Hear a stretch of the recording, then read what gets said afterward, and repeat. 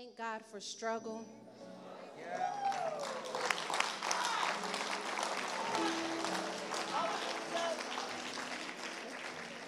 Where you had to thank him for confusion and to even thank him for your pain. See, I know it's really easy to get caught up thanking him for the blessings, but what about the struggle and the things that make you cry? Now, how do we allow our gratitude to extend to the things that cause us pain? To trust that we can be thankful even when we're hurting. That the broken can be thankful too, that we don't have to have all the answers, but that we can thank him anyway. That's what it means to live in his presence. That we can live in such a way that we don't have to sell out God's plan for our emotions.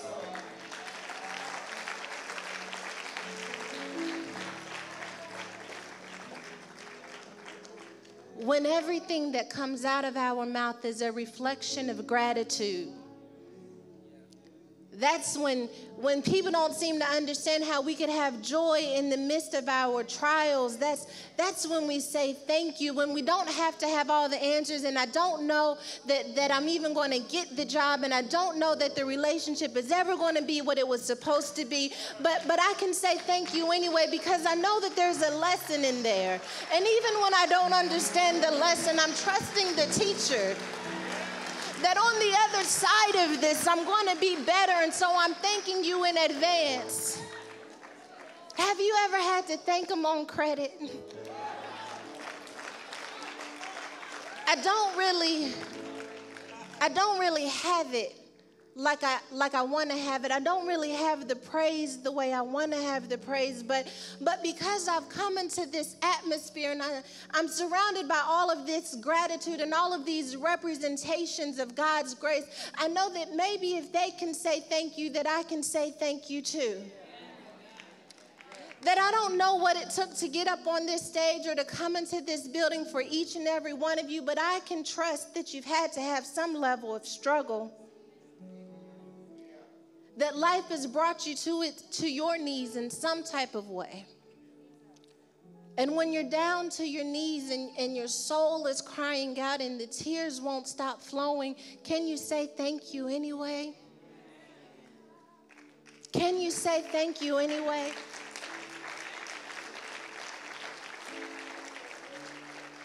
You see, I believe we're coming to a place in our community where we don't have all the answers.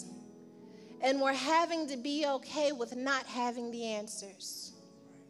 And not just in our community, I mean in our own lives, in our own relationships, in our own jobs, that we have all of these question marks.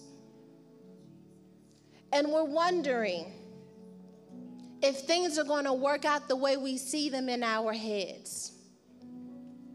Are things ever going to return to a place where I can have joy again, where I can have peace and happiness again? And I'm telling you, I don't know when things are going to turn around for you. I'm very sorry. My prophetic signal is a little bit down today. I don't know exactly when you're going to come out of your storm, but I know that it will begin the moment you say thank you for the rain.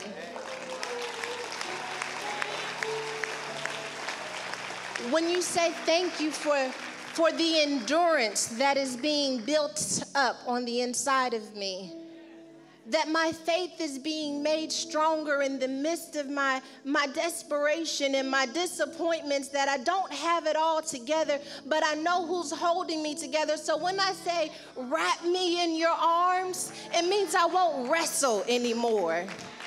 It means that I'm not going to be my enemy anymore. You see, the incredible thing about asking God to wrap you in his arms is that there comes a point when even you're holding a baby where they start to recognize their own limbs and their own will, and that they don't have to be held anymore. And so when we surrender and say, wrap me in your arms, it means that I'm not going to fight the process. That I'm going to trust your arms around me. Even though I know I could have a plan and I could do this and I could do that, that ultimately I only want what comes through the gateway of your arms.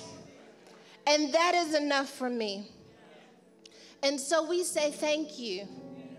Because at any moment we can stop fighting and decide to be held. At any moment we decide we can no longer create these plans that we're counting so much on our plans that we have forgotten our purpose, that we're no longer going to sell him out for the validation and approval that comes with the acceptance of this world. It might just be you and him in this season. It might just be you and him, and you have to find a way to be okay with that. You may be the only one that understands what's been sparked inside of you. And you can't need everyone's approval before you decide to ignite the flame that God is trying to spark in your life.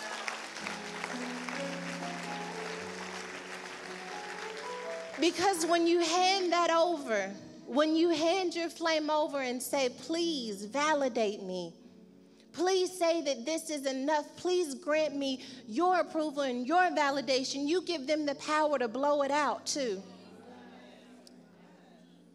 So if you need them so much that you forget about him, you're going to always be counting on people to give you something only God can give you.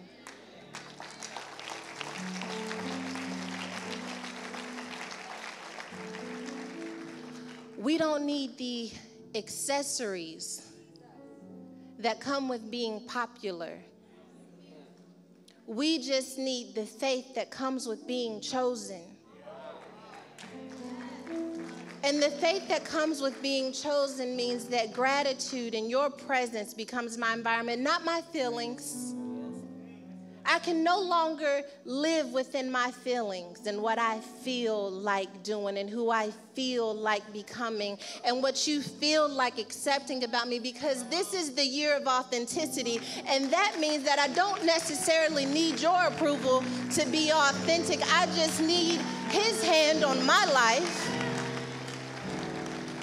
his voice guiding me and leading me so that I can become not more of what you need me to be, but more of who he's called me to be. And I'm willing to go through whatever struggle. And baby, it's going to be a struggle. Because the whole world is trying to convince you to not be you. They're trying to convince you that they have figured out a way where you can move through life and avoid all pain and avoid all drama. If you just get this job and if you just get this relationship, then this won't happen and that won't happen. But the reality is it's going to happen anyway. So it's just a matter of what we're going to let that lesson teach us. In the midst of the whirlwind of life, that we can be anchored in the peace and gratitude that comes with serving the one who can calm the storm. And if he's allowing it to rage, there's a purpose in that too. But I can't afford to be shaken and moved and uprooted from my truth so that I can join your crisis. Because ultimately I know that if he's called me to it, he's going to bring me through it.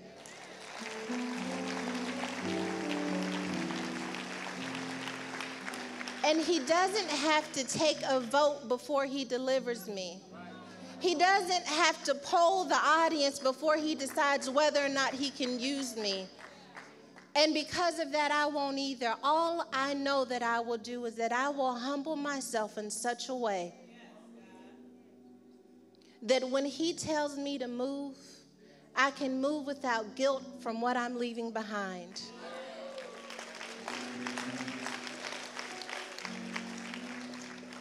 There is no achievement, no award, no accolade, no career, no relationship, no job more important than his voice. And anything that threatens to drown me from hearing that voice, I have to let go of. Because we've been called to walk on water. And we can't afford to let life pull us down in such a way that now we're depending on the life jacket that comes with approval, when we really just need the faith to believe that we can step over waves. That we don't have to drown anymore. And it's so scary because when you've drowned once before, it makes you more afraid of the water. But what if you learned your lesson? What if you don't have to live in the parameters of your insecurities any longer? What if you're strong enough to survive? Again. And again. And again and again and again. And what if each time you survive, you teach someone else that they can survive too?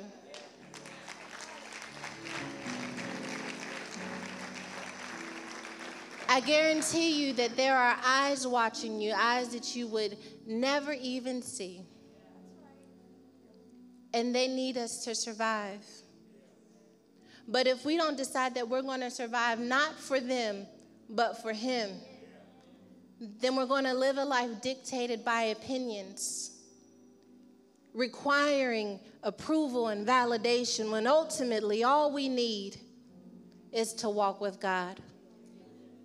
So we're going to be held a bit tighter, and we're going to begin to know His ways, and we're going to understand His heart for us. It's never to see us in trouble, and it's never to see us in pain. It's to see us grow, and we are going to withstand the stretch that comes with growth, the confusion that comes with growth, and the new identity that comes with understanding that He is expanding our territory. Our comfort zone does not have to be our limits anymore. Is anyone willing to be uncomfortable for God? Is anyone willing to be uncomfortable for the cost of authenticity? Is anyone willing to be misunderstood? Is anyone willing to recognize that all we need is what God says in our lives? All we need is His direction. And that is more than enough than the world against us.